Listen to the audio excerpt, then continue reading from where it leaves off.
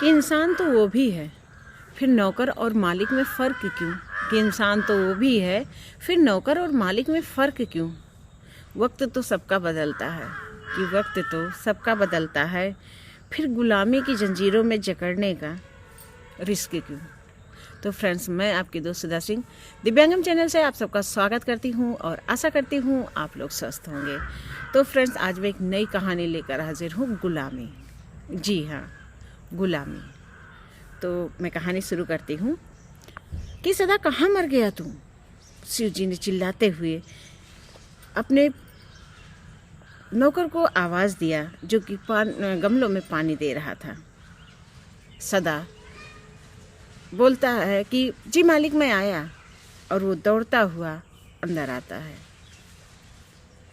पानी बाद में दे देना, पहले मेरे जूते पॉलिश करो। पता है तुम्हें मेरे ऑफिस जाने में कितनी लेट हो रही है? मेरा टाइम हो गया है, शिव जी ने गुस्से में कहा। ये जी काम चोर हो गया है, बहुत दिनों से इसकी पीठ मजबूत नहीं हुई ना, तो ये अब हर बातों में जी चुराने लगा है। बस खाना खा के ये मोटा होता जा रहा है। श्रीमती जी किचन से टिफ़िन लाते हुए बोली।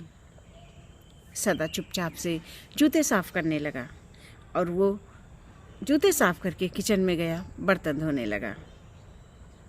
सदा लगभग 8 साल का था जब शिव जी उसके पिता को पैसे देकर उनसे लेकर आए थे।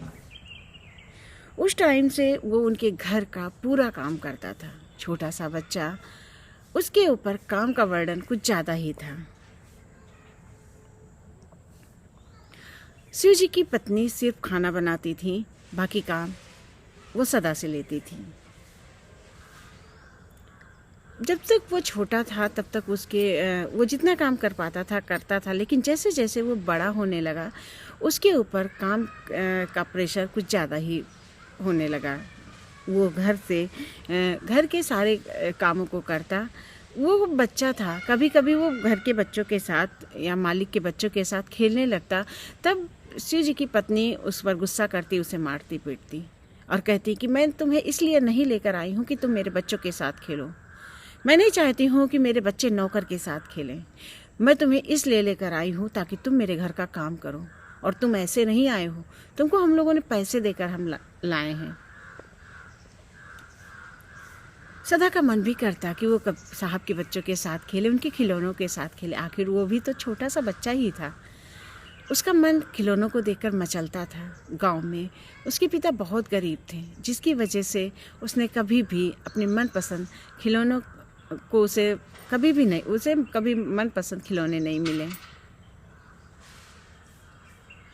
सदा यहाँ पर जब आया तो शिव जी ने उनके पिता से बड़े बड़े वादे किए थे कि वो सदा को ले जाएंगे और उसे पढ़ाई लिखाएंगे और खूब ढेर सारा प्यार देंगे, उसे वो अपने बच्चों की तरह रखेंगे।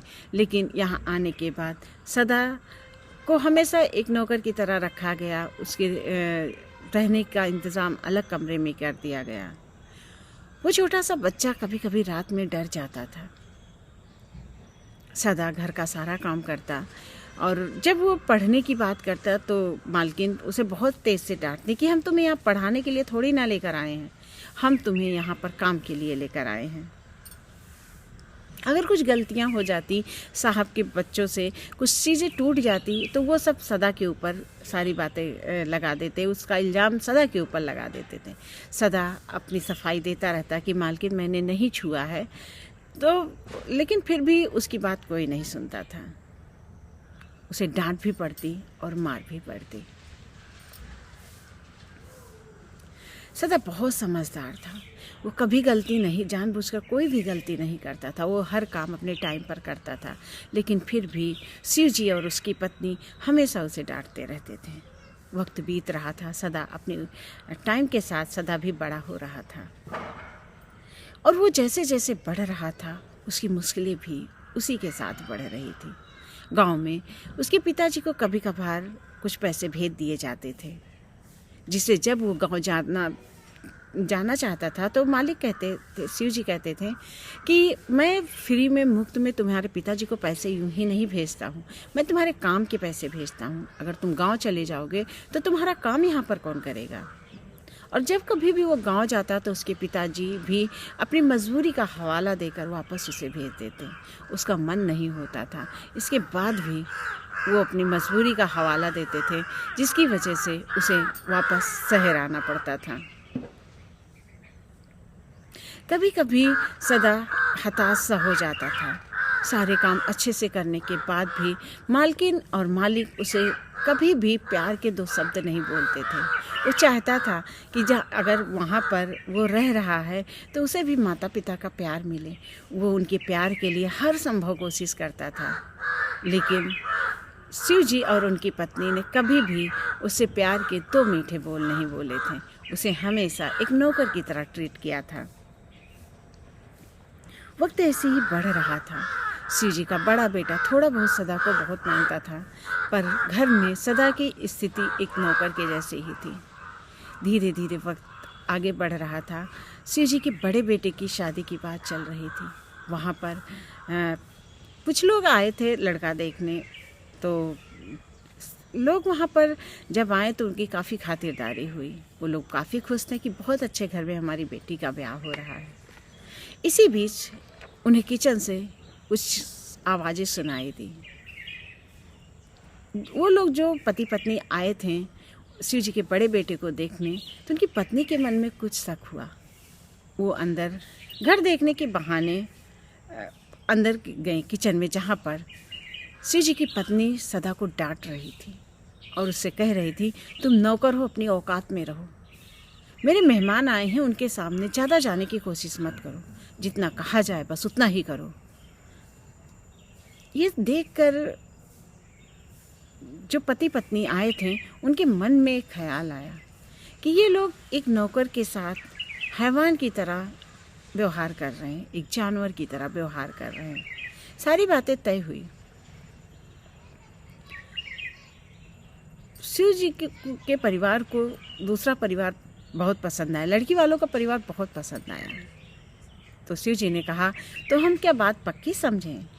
तो लड़की वालों ने कहा कि माफ़ कीजिएगा, जिस घर में इंसानों की कदर ना हो, जिस घर में एक नौकर को जानवरों से ज़्यादा ट्रीट किया जा रहा हो, मैं उस घर में अपनी बेटी नहीं दे सकती।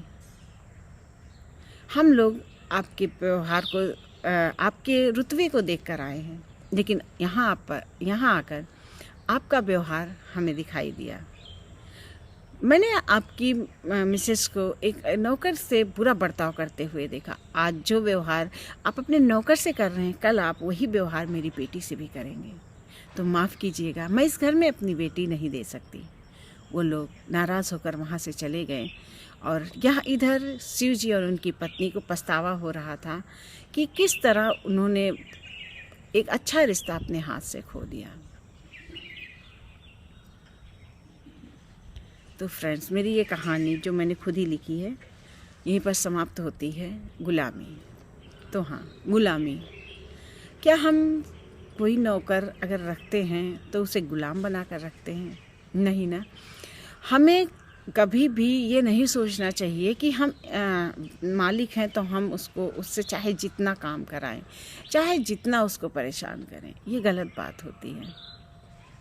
मालिक और नौकर होते तो इंसान ही ना, तो आप उन्हें अपनों की तरह ट्रीट करिए, ना कि आप उनसे एक नौकर की तरह ट्रीट करिए। आप उनसे अपनों की तरह ट्रीट करेंगे तो वो आपको और ज़्यादा प्यार देंगे और ज़्यादा आपकी इज्जत करेंगे। तो फ्रेंड्स, मेरी कहानी का मकसद सिर्फ यही था कि हमें किसी भी इंसान को अपना गुलाम बनाकर नहीं रखना चाहिए।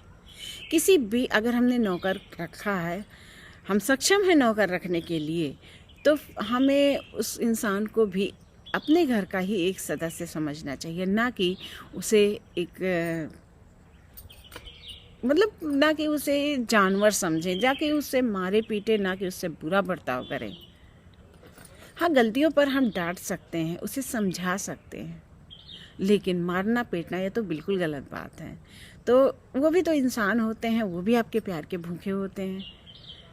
तो बस आप लोगों से यही रिक्वेस्ट है, अगर आप तो घर घर में नौकर लगे हैं, बस यही रिक्वेस्ट है, अगर उनकी कोई ज़रूरत होती है, उन्हें प्यार की ज़रूरत है, आप प्यार दीजिए। उन्हें किसी चीज़ की ज़रूरत होती है, अगर आप सक्षम हैं मदद करने में, तो आप ज़रूर मदद कीजिए। और ये एक पुण्य का काम होता है। और अगर आप सक्षम हैं तो आप नौकर ज़रूर रखिए, क्योंकि किसी को भीख देने से अच्छा आप उसे अपने यहाँ काम दे दीजिए। तो मेरा तो यही मानना है कि अगर हम किसी की मदद करते हैं तो आप उसे काम दे दीजिए। इससे दो फ़ायदे होंगे। एक तो वो बंदा हमेशा काम करके अपना पेट भरता रहेगा, और दूसरी बात ये है कि वो अगर आपके घर में नहीं है या कहीं चला गया है या कहीं और काम कर रहा है, तो कम से कम वो जहाँ रहेगा वो अपना पेट भरता रहेगा अपनी मेहनत से। तो फ्रेंड्स, मेरी ये कहानी यहीं पर ख़त्म होती है। और अगर आप लोगों को पसंद आती है तो please like, comment and share कीजिएगा, और मेरी कहानी को ढेर सारा प्यार दीजिएगा, और प्लीज़ मेरी कहानी पर ढेर सारा व्यू भी दीजिएगा, प्लीज़ शेयर कर दीजिएगा। तो फिर मैं इसी के साथ मिलती हूँ एक नई कहानी के साथ, एक नए जोश के साथ। तब तक के लिए नमस्कार।